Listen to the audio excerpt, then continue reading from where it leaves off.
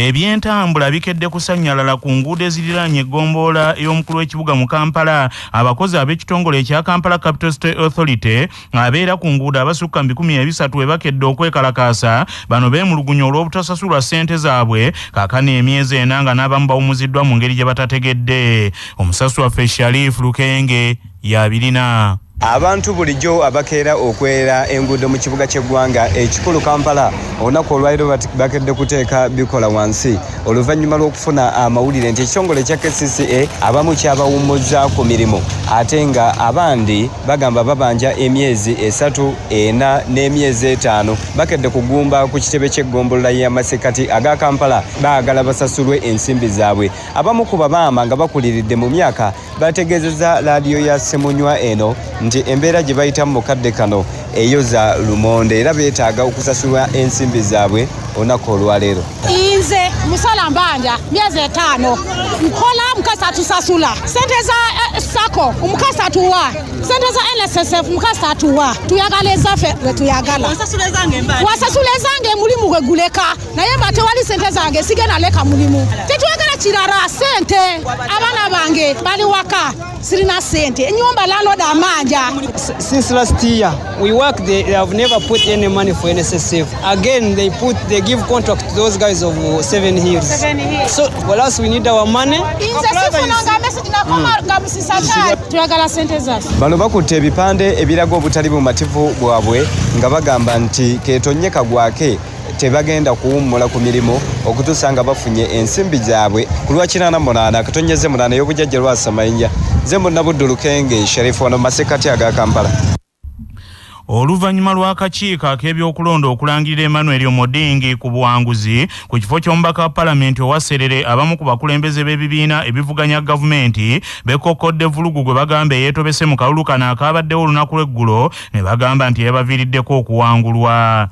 Omodingi Emmanuel mutabani w'omugenzi Patrick Okabe nga yabadde yeesimbyewo ng'omwetengereze yawangudde yadde nga abanene ab'ebibiina by'obufuzi okuli n'omukulembeze wa Uganda era ssentebe w'NRM General Yoweri Kaguta Museveni tibuhabulwa, General Girigoli Mugisha Muntoyero wa Alliance for National Transformation, Robert Kyagulanyi Ssentamu Bobi Wine wa National Unity Platform, saako abakulembeze ba Forum for Democratic Change bonna beeyiye mu kitundu ekyo okusabira abeesimbyewo akalulu naye omwetengereze yawangudde.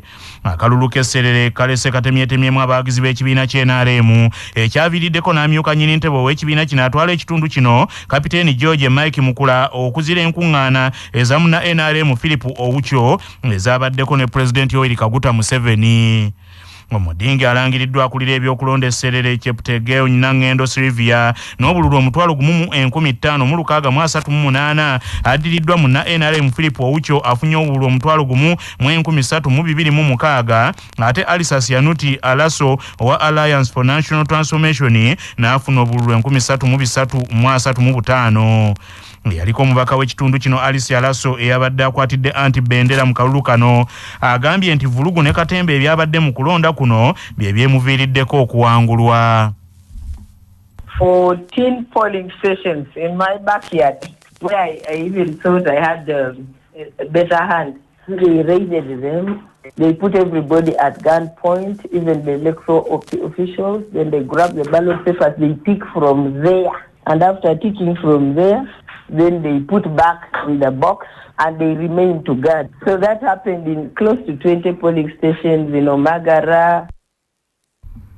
Ate yakulira abavubuka mu kibiina kya Forum for Democratic Change Walid Lubega agamba nti bakimanyirawo nti tebagenda kuwangula kalulu kano era nti baali bagenze kuzuukusa abantu ab'esserere n'okubategeeza ebikwata ku kibiina kyabwe.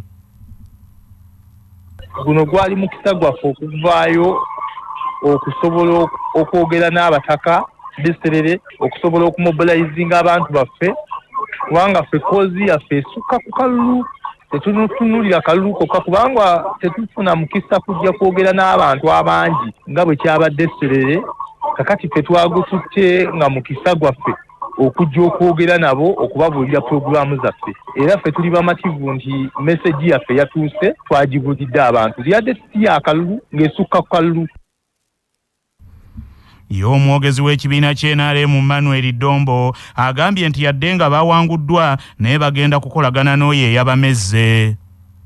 naye okulonda bwe kumala okuggwa omukulembeze alondeddwa aba akulembera abantu bonna abamuwadde n'abatamuwadde. Kale ffe tugenda kuwagira ne sekuwagira yenna oyo omubaka eyalondeddwa tugenda kukola naye olw'okutuusa obuweereza bwaffe eri abantu b'esserere. Tukubira omulanga abo be yabadde avuganya nabo naye kennyini ng'omuntu abayite boogere ku bizibu ebiruma bannasserere.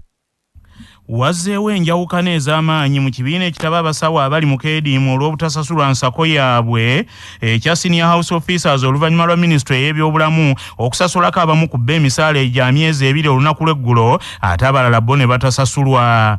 Ensonda zigamba nti gavumenti ya Uganda eriko abasawo be yasasuddeko ensimbi za myezi 2 era bano bo kati eddoboozi lyabwe likyuse baagala nti akeediimo kayimirire okusobozesa minisitule y'ebyobulamu okukola ku nsonga zaabwe oluvannyuma lwa bo okubasasulako emyezi 2. Kino nno kitabudde abakulembeze b'abasawo bano abaatandika akeediimo kaabwe ku bbalaza ya wiiki eno nga kibawaliriza n'okuyita olukuŋŋaana olw'amangu okwogera ku nsonga zino.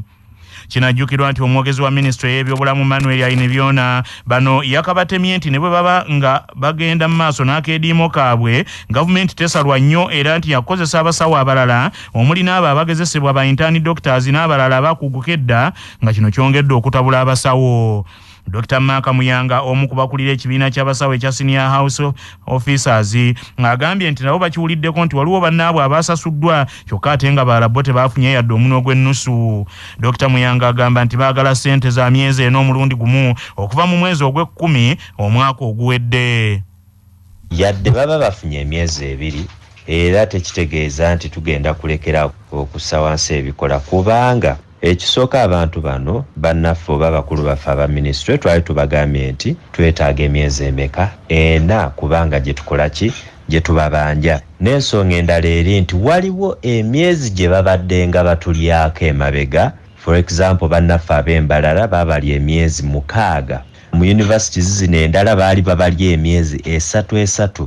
Actually ekintu ekyennyamiza kiri nti twagenda okubalamu nga buli mwaka babadde nga kumpi batuli obuwumbi 2 obwa ssente. Manya obuvuna obuddo obw'eddembe lyo tonyigirizibwa. Ddembe lyo ery'obwebange. Ddembe lyakutuusibwako Sahara Muchuzi Mixi akanzaali akazitoya envaazo ne zifuna obuwoomi obusukkulumu. Saako Sahara Tangawizi Tea amajani agawa chai weddekende naye n'afuna obuwoomi obutagambika. Byakakasibwa UNBS nga biri mu maduuka gonna. Kimenya mateeka omuntu yenna okukyusa ekiraamo ky'omufu nga munnamateeka Najibu Kasolebwa annyonnyola. Kawaayiro namba 36 ka Succession Act ganyo etteeka erifuga ebyensiro n'omuggwanga kawa eddembe buli muntu okola ekiraamo kye ne wabanga muzibu obanga kiggala obanga tawulira ebbanga ly'amala nga ategeera bulungi mu kiraamo kino ng'ateeka mbiyandyagadde bikolebwe ku maali ye oba engabanya emaali ye singa abanga avudde mu bulamu bw'ensi. Era tewali muntu alina buyinza kukyusa biri mu kiraamo ekyo oba okuteekamu ye byeyandiyagadde oba okukola ebyeyandiyagadde ebikontona n'ebyo ebiri mu kiraamo. Kooti yokka erina obuyinza okusazaamu ekiraamo ky'omuntu singa kisuuka nti kyakola mu ngeri y'obufere oba mu ngeri y'okukakibwa. Poliisi mu Bendobende ery'Ekiira ebusoga eriko omusajja ategerekeseeko lya Salimu emuyigga ng'onakkakkanye ku yali mukyala we eyanobera ewa nnyina n'amufumita ekiso n'amutta anti bulijjo abataka nkwenge gw'olya naye yakutta. Bino bibaddewo ebugembe mu kibuga Jjinja. Mary Asiyo kaakano omugenzi bw'afumitiddwa ekisonga ava ku mulimu ng'adda eka ewa nnyina gy'abadde yanobera oluvannyuma lw'okufuna obutakkaanya mu maka. Okusinziira ku babaddewo Salimu ateeza Asiyo ku kkubo n'amufumita n'amuleka ng'ataawa era abadduukirize be bayoddeyodde Asiyo ne bamuddusa mu ddwaliro gy'afiiridde. Sekamu wa poliisi mu kitundu kino ekyakiira James Mubi agambye nti bali ku muyiggo ogwa Salimu avunaanibwe omusango gw'obutemu era akimanye nti bulijjo yeesiga embiro addukira mbajja. Okusinziira ku information gye tulina nga poliisi kigambibwa nti yattiddwa n'oyo eyali omuganzi we ategerekeseeko erinnya erya Salimu abamuzaala mu disitulikiti y'e Bugweri. Salimu ono akuba nnyo omukyalo amubonyaabonya amwewerera. Omukyala n'afuna olubuto n'akomawo e Bugembe wa maama we ne Salimu n'asigala ng'amulondoola. Awo nno olunaku olwajjo yeekuuma omukyalo ono ng'ava kukola n'amufumita mu kifuba mikono. obulamu bwe bugagga kutuusibwako Amref Health Africa.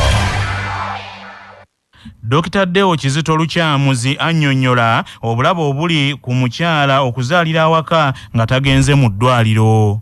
Ng'ozaalira awaka omuntu avaamu omusaayi n'afa. Olumu era abakyala bawulira nga bazadde ne bafuna ate ebizibu ebirala nga nabaana egaanye okunywera. Kati ebyo byonna byandibadde bikugaana omuntu okugaa nti azaalira awaka. Era ne kiba ky'amakulu nnyo okugenda n'ozaalira mu ddwaliro ate n'okunywa eddagala. Okusooka okutandika okunywa eddagala ng'olubuto lwakagendamu bikulu nnyo. Mu katundu kaffe nze nga bwe ndaba tukuleetera abantu abagundiivu nga baddamu ebibuuzo ku nsonga ezisiiwa bannayuganda. Abanene abawerako mu gavumenti ya Uganda okulina omumyuka wa President Meje Pelulozi Jessica Alupo, Speaker wa Parliament Anet Anita Amongo wamu ne baminisita bangi ddala bali mu kusattira olw'engeri gye beegabanyamu amabaati okuva mu yafeesi eya Ssaabaminisita agaali ag'okuweebwa abantu abawejjera mu bitundu eby'Ekkalamojja kyokka bo ne bageddiza mu ngeri etali nnambulukufu. Abamu ku baminisita abaafuna amabaati gano mu ngeri etali nnambulukufu beewozezzaako nti nabo bayitibwa buyitibwa okukima amabaati gano nti ng'abamu bakozesa na mmotoka z'amagye okugatambuza. Mu baafunye amabaati gano mwe muli ne minisita w'ebyensimbi n'okuteekerateekera ensi eno Matiya Kasaija nga yagamba nti yagafuna yadde nga teyagasaba. Vulugu ono yaviiriddeko n'okukwatibwa kw'abamu ku booluganda abaminisita avunaanyizibwa ku nsonga z'Ekkalamojja Dr. Merigolet Kitutu ku bigambibwa nti bano baasangiddwa nga batunda amabaati gano ku bbeeyi ddendolo mu ngeri emenya amateeka. Mu katundu kaffe kanaka nze nga bwe ndaba tukuleetedde minisita Matiya Kasaija nga ayanukula ebibuuzo ebimubuuziddwa Alex Nsubuga engeri gye yafunamu amabaati gano ng'ate teyagasaba saako kye kitegeeza gy'ali ng'eyafulumya ssente ezaakozesebwa mu kugula amabaati kyokka ate ne gatatuuka gye galina kugenda. Ono abantu beebuuza amabaati gano wagafuna otya? Amabaati munnange baagampa n'ogasaba saagasaba. Nalaba wano nga baŋŋamba nti genda okima amabaati weereza omuntu agenda akima amabaati gwagatwale nange nga nti munnange neeyanzizza ate omuntu akuwa ekyobwereere n'ogaana ate nga nina bwetaavu mu kyalo naye ngatwala. Naye ate bano bebagaa nti gaali g'Ekkalamojja sikimanya ate nmali nkimanyi ze nkola mu ofisi ya Prime Minister nze ne bwe baagajja sigamanyiyo. Nze bampandikira buwandikizi kabbaluwa nga bagamba nti bwereza omuntu tukuwa amabaati go. Amabaati nga bagampa munnange nga nfuna kaloole nga kagatwale waffe Kaaluguusa. Honorable baba amabaati gano gwe tulaba nga wagafuna mu bukyamu. Ate bukyamu ki? Kaakati gwe bwe nkugamba gundi nti jangu nkuwe nankanye essaati ogaana nga amabaati ga gavumenti. Sookuleke bwe nkugamba jangu owange jangu Nsubuga ninawe empale zange wano bbiri nti jangu nkuwekeemu oyinza okugaana. Anti kisinziira. Ate kisinziira kikinze lwaki bano bantu ba gavumenti nange ndi mukozi wa gavumenti. Ekyokubiri ndi member wa Parliament kati ofisi ya Prime Minister bwempita negamba nti wange Kasajja tukweyiko ku amanakanya amabaati gagende gakuyamba okuzimba constituency bankyamizza. Gavumenti terina processes zigoberera kugaba bintu. Oyogedde otya? Nabba wanje nabba wagafuna mu bukyamu. Nedda temwali bukyamu please teri bukyamu. Kibwe mulondo gwali gusoose waliwo minisita waffe yali ncharge obunyolo naye yampaaka amabaati. Naye nga baminisita balabo tebaafunye. Ati nzo ekyo kibuuza ndi kirinze yali agagaba. Nze nange nafuna bufunyi bwa baba. Ate singa walagete ogafunye mu butuufu President yali agidde bamunoonyerezebweko. Nza kukimbuuza nze nfuga ofisi ya Prime Minister. Singa nkugamba Nsubuga munnange ti nina wano ti kreti zange nga 5 eza bia jangu otwalekemu bw'ojja n'ogitwala onoomala kwebuuza nti wange Kasajja oyagala kumpa kreti ya bia.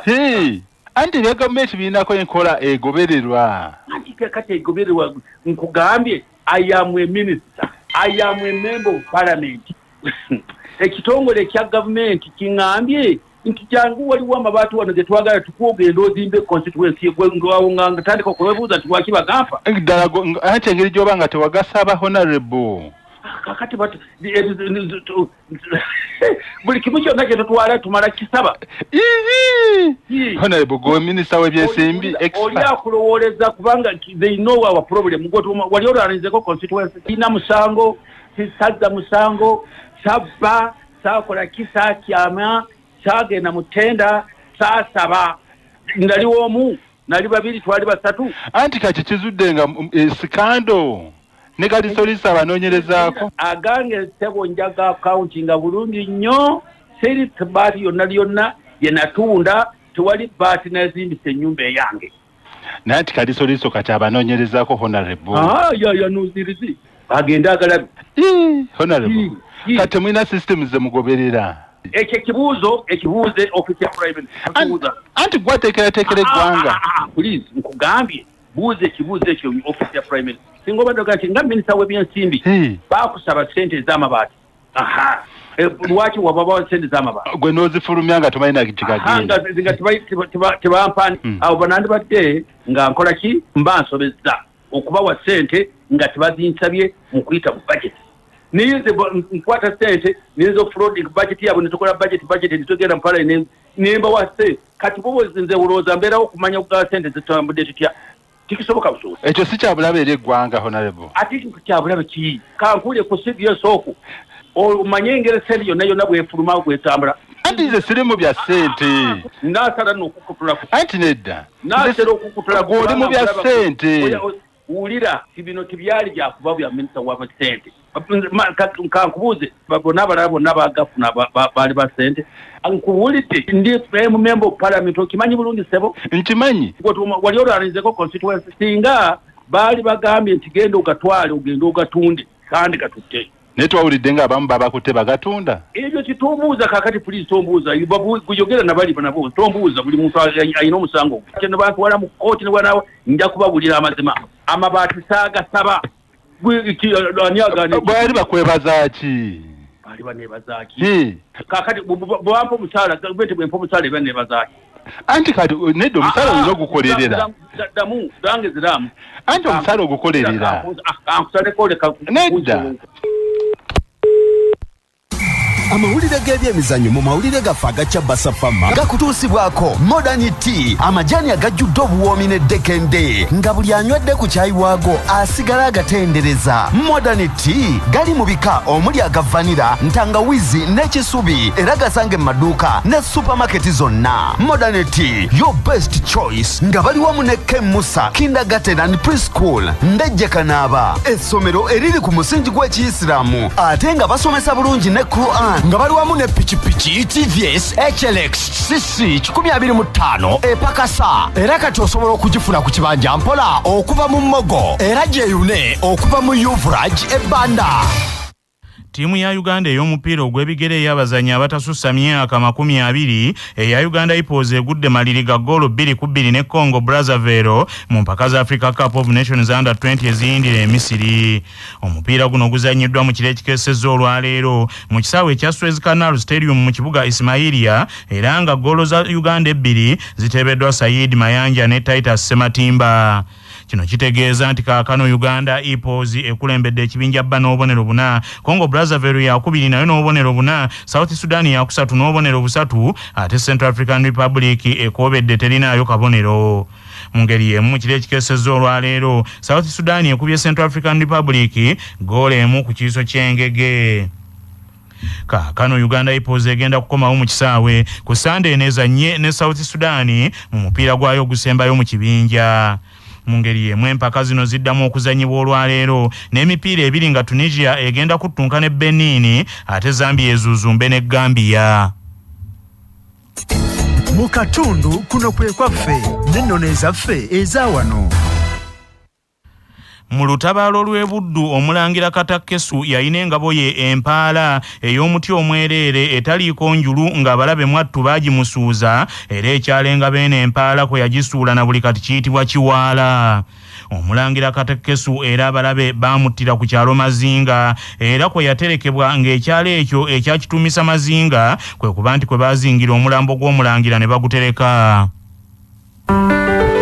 nga tugenda mugebweru soko jjukire bino nga bikutuusibwako era mu Uganda Limited abakugu mu kutukolera eddagala lyonna lye tweyambisa mu bulunzi bwaffe ate balina n'abakugu abeebuuzibwako ne batuwa amagezi ge tweyambisa mu bulunzi ku bwereere wonna woogeetaagidde saako n'ebyuma ebyeyambisibwa mu bulunzi bwaffe bwonna. Olwaleero ennaku z'omwezi ziri 24 omwezi ogwokubiri ogwa Mukutulansanja omwaka ogw'2023 bwe lwali bwe luti mu 1987 gy'emyaka 36 egyakayita eyali minisita w'ebyamasannyalaze omukongozi Dr. Andrew Lutakome Kayiira yateebwa okuva mu kkomera e Luzira yali akulungudde emyezi waginda beena. Andrew Lutakome Kayiira yali yakwatibwa mu mwezi ogw'ekkumi mu 86 nga gavumenti ey'abaali abayekera ba NRA yakamala emyezi 9 gyokka mu buyinza nga yakwatibwa ku misango egy'okusekeeterera gavumenti ya Uganda eyali ekyali engole nga gavumenti ya President Yoweri Museveni yali yeekengedde engerize. Dr. Andrew Kayiira bwe yateebwa waayita ennaku 11 zokka n'atemulwa ng'abakyamu abaamutemula baamukuba masasi mu maka ga mukwano gwe Henry Gombya munnamawulire yakolanga n'omukutu gwa BBC ng'ettemu lino lyali lukulikonge. Amawulire okuva ebweru w'eggwanga gakutuusibwako Imara Hotel ekyengera Mugongo ng'okyamidde ku lw'e Masaka we mufunira empeereza ez'omulembe zonna ez'ebya woteeri n'akamwenyumwenyu. Essimu 0750 598 011.